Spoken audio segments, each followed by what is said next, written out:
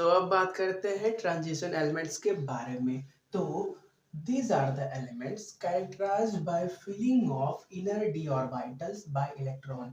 Transition element कौन से होते हैं? जिनमें अंदर की तरफ इनर d ऑर्बिटल्स का फिलिंग होता है। These elements have general outer electronic configuration n-1 d1 to 10 ns 0 to 2। ठीक है, इन सभी एलिमेंट्स का जनरल आउटर सेल का इलेक्ट्रॉनिक कॉन्फ़िगरेशन ये होता है। यहाँ पे n क्या है? n है प्रिंसिपल क्वांटम नंबर। ठीक है, the elements of the group first b second b dot dot dot 8 seventh b and 8 belong to this class। Periodic table दिख रहा है, उसमें इस सभी ग्रुप से बिलोंग करने वाले क्या कहलाते हैं? ट्रांजिशन एलिमेंट्स कहलाते हैं। ठीक है, these elements are characterized by the regular filling of d sub energy level of their electronic configuration। ये क्या होते हैं? इनमें हम क्या करते हैं? रेगुलर d सब एनर्जी लेवल को हम भरते हैं। ठीक है, therefore these are also called d block elements। इसी वजह से हम क्या इनको और क्या कर सकते हैं? d block elements भी कह सकते हैं। the transition elements may also be defined as the elements whose atom या simple ion contain partially filled d orbital। हम ट्रांजिशन एलिमेंट्स को ऐसे भी डिफाइन कर सकते हैं। कैसे? कि ऐसा कोई आटम या आयन, सिंपल आयन जिसमें हम पार्शियली डी ऑर्बिटल्स का फिलिंग करें, वो क्या कहलाएगा? ट्रांजिशन एलिमेंट्स कहलाएगा। इतना नोट करो। देखो, 3D के लास्ट में जिंक आता है, 4D के लास्ट में कैडमियम और 5D सीरीज के लास्ट में mercury. Zinc, cadmium, mercury transition elements की कैटेगरी में नहीं काउंट किए जाते। क्यों? क्योंकि इन सब का डी सब एनर्जी पूरा भरा होता है, इन सब का डी ऑर्बिटल पूरा का पूरा भरा होता है। जिंक का इलेक्ट्रॉनिक कॉन्फ़िगरेशन में करोगे तो 3D 10 आता है, लास्ट कैडमियम का करोगे तो 4D 10 आएगा, मरकरी का करोगे तो 5D 10 आएगा। तो जिनके डी ऑर्बिटल्स में 10 इलेक्ट्रॉन भरे होते हैं, ऐसे एटम्स क्या होते हैं? ट्रांजिशन एलिमेंट्स की कैटेगरी में काउंट नहीं होते हैं। ठीक है, the definition does not include zinc, cadmium, mercury in the category of transition elements as these elements contain completely filled d orbital। इनकी completely fill पूरा भरे होने की वजह से, डी ऑर्बिटल की वजह से हम इनको क्या करते हैं? डी ऑर्बिटल की कैटेगरी में नहीं रखते। ठीक है, in their elementary and commonly occurring ion, चाहे ये अपने एलिमेंट्री मतलब एटॉमिक फॉर्म में हो, ऐसे जिंक, कैडमियम, मरकरी ऐसे फॉर्म में हो, या किसी आयन के फॉर्म में हो। ZnCl भी होता है, ZnCl2। तो जो दो इलेक्ट्रॉन जिंक से निकलता है वो यस ऑर्बिटल से निकलता है, आप सभी को मालूम है। ठीक है, तो कोई भी कॉमनली आयन के स्टेट में या फिर इनके एलिमेंट्री स्टेट में इनके डी ऑर्बिटल हमेशा भरे ही रहते हैं। ठीक है, however these elements are d block elements as there is a regular filling of d sub energy level of their electronic configuration। फिर भी इनको d block के अंदर काउंट किया जाता है, रखा जाता है। क्यों? क्योंकि हम रेगुलर जब d ब्लॉक एलिमेंट्स में डी सब एनर्जी लेवल को भरते रहते हैं तो लास्ट में इनका भी नंबर आता है। ठीक है, डी सब energy level of their electronic configuration. Because हम पहले क्या करते हैं? 3D भरते हैं, फिर 4D, फिर 5D, फिर 6D। ठीक है, टोटल 4D सब एनर्जी लेवल को हम भरते हैं, जिसकी वजह से 4 सीरीज बनते हैं किसके? ट्रांजिशन एलिमेंट्स के। ठीक है, तो इनको नोट करो। बात करते हैं 3D ट्रांजिशन सीरीज के बारे में। तो बात करते हैं पहले ट्रांजिशन सीरीज, या जिसको हम 3D सीरीज बोलते हैं।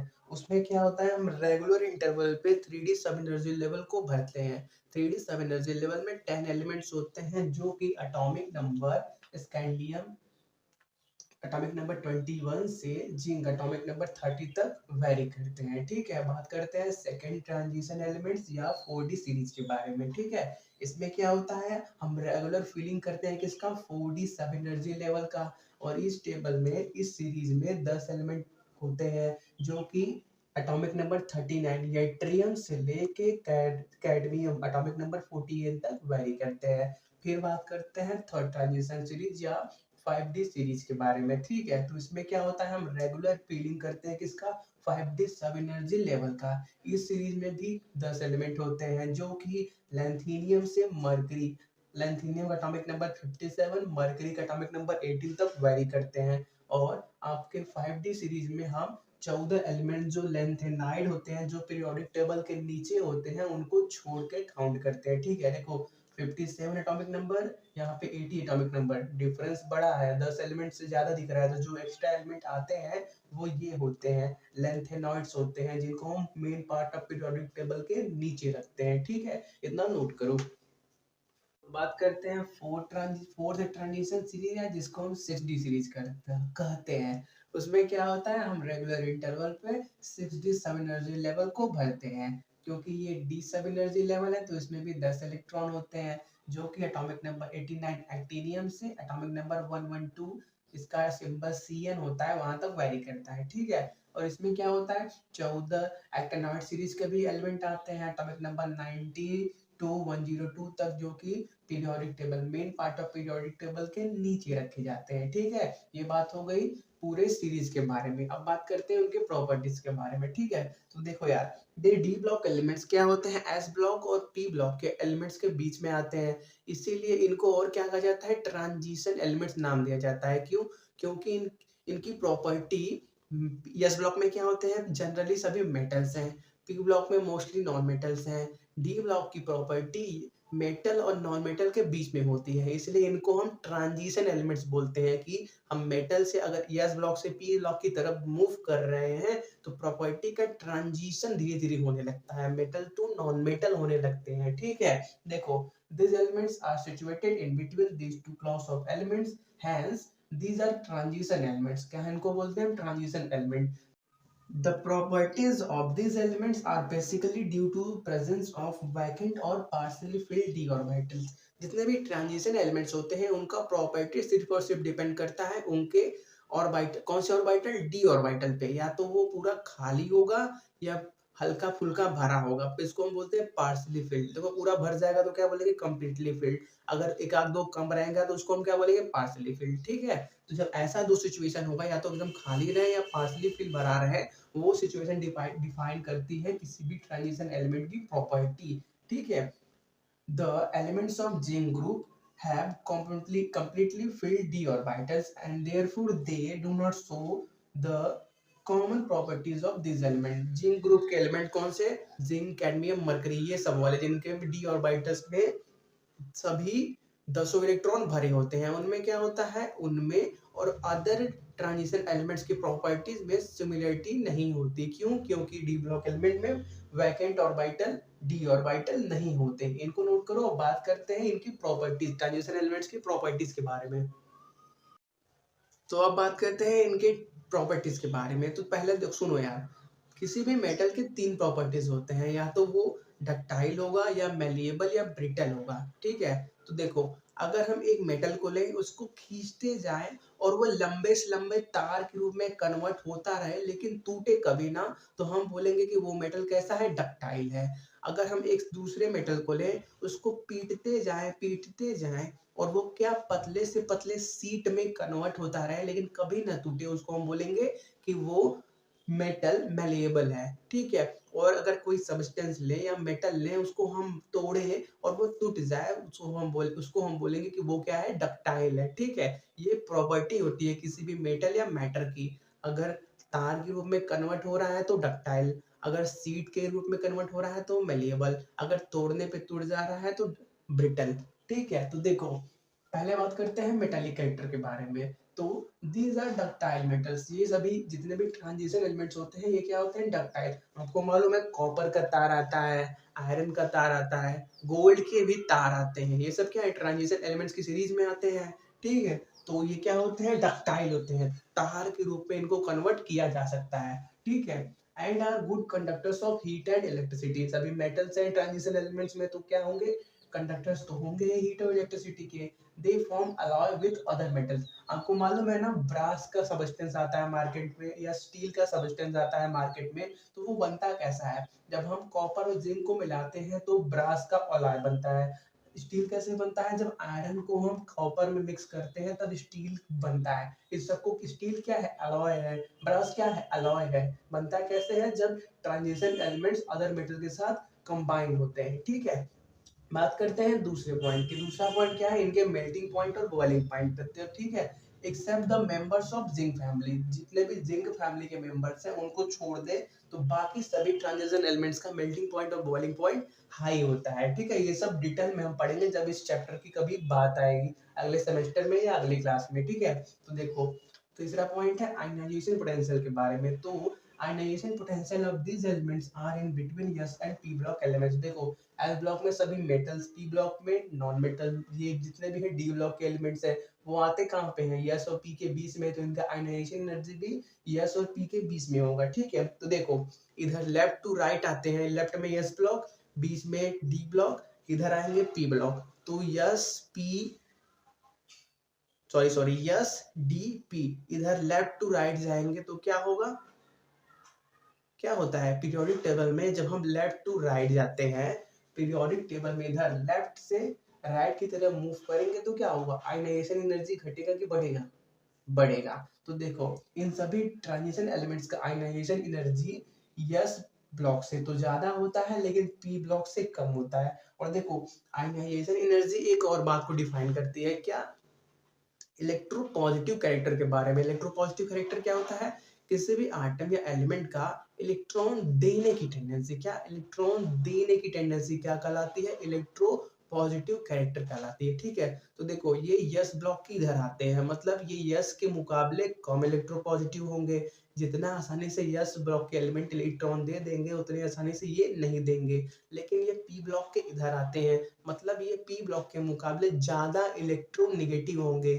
अगर हम पी ब्लॉक से इलेक्ट्रॉन मांगेंगे तो वो जल्दी नहीं देगा, क्यों, क्योंकि उसमें सभी मैक्सिमम कितने क्या है, नॉन मेटल्स है। और डी ब्लॉक में क्या है, मैक्सिमम ट्रांजिशन एलिमेंट्स हैं जो कि मेटल्स है। तो इलेक्ट्रोपॉजिटिव कैरेक्टर ट्रांजिशन एलिमेंट्स का एस ब्लॉक के मुकाबले तो कम होता है लेकिन पी ब्लॉक के मुकाबले ज्यादा होता है। ठीक है, इसको नोट करो। बात करते हैं नेक्स्ट पॉइंट की।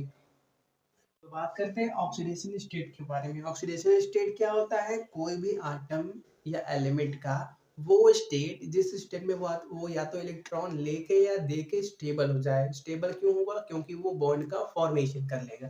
ठीक है, जैसे एग्जांपल की बात करें NaCl की, तो NaCl में सोडियम पे +1 होता है, Cl पे -1 होता है। कैसे पता चलता है, जब सोडियम का एटॉमिक नंबर 11 इलेक्ट्रॉनिक कॉन्फ़िगरेशन 2,8,1 होता है, और क्लोरीन एटॉमिक नंबर 17 जिसका इलेक्ट्रॉनिक कॉन्फ़िगरेशन 2,8,7 होता है। ठीक है, जब सोडियम अपना एक इलेक्ट्रॉन दे देता है, क्यों दे देता है, बॉन्ड बनाने के लिए, केमिकल बॉन्ड बनाने के लिए एक इलेक्ट्रॉन दे देता है, तो वो क्या कहलाता है, वो स्टेट उसका ऑक्सीडेशन स्टेट कहलाता है। ठीक है, तो सोडियम ने एक इलेक्ट्रॉन दिया तो सोडियम का ऑक्सीडेशन स्टेट क्या हो गया, +1 हो गया।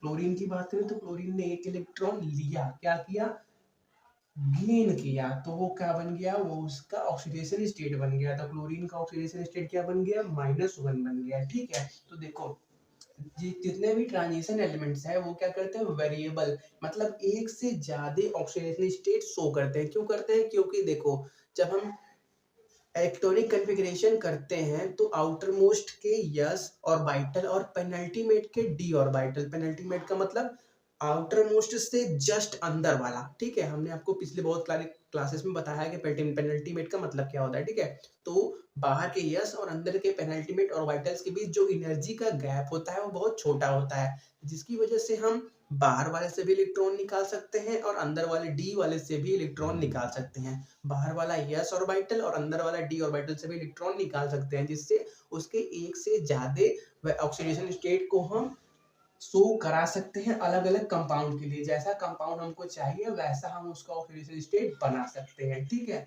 चलो तो नोट करो। बात करते हैं नेक्स्ट पॉइंट की। बात करते हैं पांचवें पॉइंट की। पांचवा पॉइंट है फॉर्मेशन ऑफ कलर्ड सॉल्ट के बारे में। ठीक है, जितने भी ट्रांजिशन एलिमेंट होते हैं वो कलर्ड सॉल्ट के फॉर्म में प्रेजेंट होते हैं। This element form coloured salt. The phenomena of color is associated with incomplete d electron cell and promoting of electron from one energy level to another। देखो ये जो फिनोमिना होता है वो होता है ट्रांजिशन एलिमेंट्स के पार्शियली फिल्ड डी सब सेल या डी ऑर्बिटल की वजह से। उसमें क्या होता है, कोई भी इलेक्ट्रॉन एनर्जी लेके हायर लेवल में जाता है। देखो पहले क्या होता है, इलेक्ट्रॉन हमेशा लोअर एनर्जी लेवल में रहना चाहता है, मतलब न्यूक्लियस के पास में। तो जब हम उसको हीट करते हैं तो वो इलेक्ट्रॉन एनर्जी को पा लेता है तो वो क्या होता है, अपना जगह छोड़ देता है और क्या होता है, लो एनर्जी लेवल से हायर एनर्जी लेवल में ट्रेवल कर लेता है। मतलब न्यूक्लियस के पास से अपना डिस्टेंस बढ़ा के और दूर चला जाता है। वहां पे क्या हो जाता है, इलेक्ट्रॉन का एनर्जी बढ़ जाता है। आपको एक बात मालूम होगा कि किसी चीज का जब एनर्जी बढ़ता है तो उसका स्टेबिलिटी कम हो जाता है।